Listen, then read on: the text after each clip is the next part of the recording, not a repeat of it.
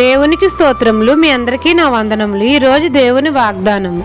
నీవు కన్నీళ్లు విడుచుట చూచితిని, నీ ప్రార్థన నేను అంగీకరించి ఉన్నాను.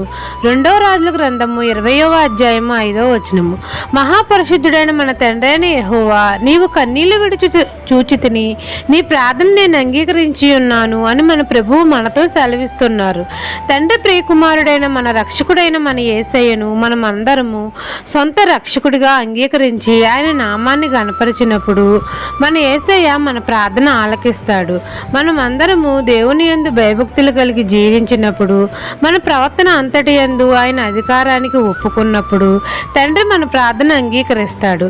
తండ్రిని కుమారుడిని ఆత్మతోనూ సత్యంతోనూ మనం ఆరాధించినప్పుడు తండ్రి మన ప్రార్థన అంగీకరిస్తాడు.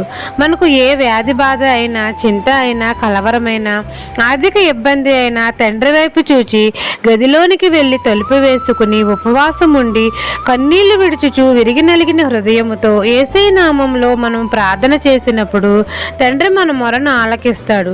మన తండ్రి అయిన యెహోవా మనము కన్నీళ్లు విడుచుట చూచి మన ప్రార్థన అంగీకరించి మనల్ని బాగు చేస్తాడు. మన వ్యాధి బాధ చింతలన్నిటి నుండి విడిపిస్తాడు. ఆయుష్ని ఇస్తాడు, ఆరోగ్యం ఇస్తాడు, సంతోషాన్ని ఇస్తాడు.